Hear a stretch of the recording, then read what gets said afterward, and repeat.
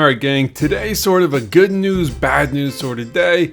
Although anytime we're talking Porsche EVs, yeah, it's a good day. So up until now, the Porsche Cross Turismo has been sort of the sweetheart EV and the one we'd buy today, that is, if we could afford it, but it's not without its drawbacks. We're not talking about the Cross Turismo today, nope, we've got something, dare I say, even better. What's up motorheads and welcome back to Gearbox Pizza. Today is a good day as we're talking about what will most likely become one of the most desirable EVs to grace the interstate in a while. Yep, the Macan EV looks to be real and it looks to be pretty awesome.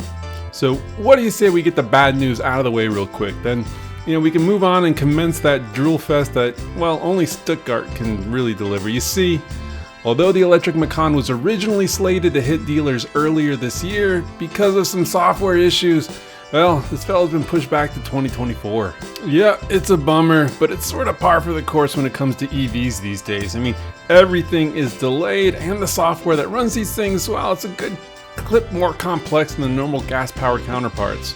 With that said, I do think this fella's going to be worth the wait.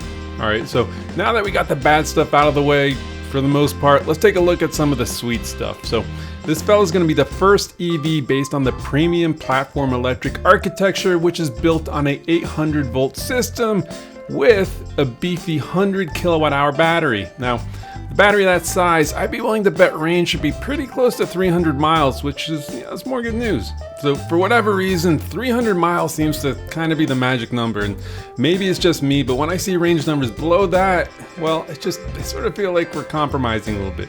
And anything more than 300 sort of just feels like bonus. I mean, I don't know, am I alone here? Is there a magic number for you guys? Just, I don't know, let me know in the comments. Anyway, as you'd suspect, power is aplenty here. Yeah, 603 horsepower and 1,000 newton meters of force, which, if you're like me, doesn't exactly mean much, but I found a converter and it comes out to about 738 pound-feet of torque. So yeah, she's gonna be a quick one for sure. No specifics on acceleration numbers as of yet, but I'd expect this thing to hit 0 to 60 somewhere in the low to mid 3s, with the quarter mile coming somewhere in the 11s.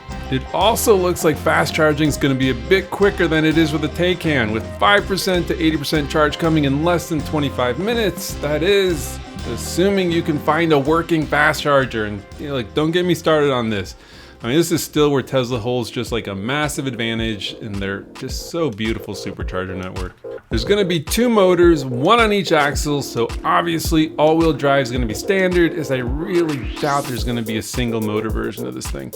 There's also going to be a fully variable, electronically controlled rear differential, along with a quote-unquote performance rear axle, whatever that might mean. So I'm willing to bet this is going to be very, very good to drive on-road or even off, and man, I mean, this could be like a seriously fun rally mobile. Anyhow, the only other piece of potentially bad news will most likely be the price, and I just checked my local Porsche dealer and the cheapest new base gas-powered Macan is about 70 grand, even though it technically starts at 57K. So I'd have a hard time believing you'd be able to score one of these for anything less than like 80 to 85K, and the price could easily just go up from there. But we're gonna have to sort of wait and see. But look, it's a Porsche. They're amazing, they know it, the demand is crazy, so yeah, I would not expect any kind of deal on this, or, well, like any other Porsche really. Alright, so bottom line, if you're gonna find yourself shopping for an all-electric premium SUV in the next year or two, well, this sort of just has to be on your list. I mean, I might just be stating the obvious here, but regardless of price, this is going to be very, very good.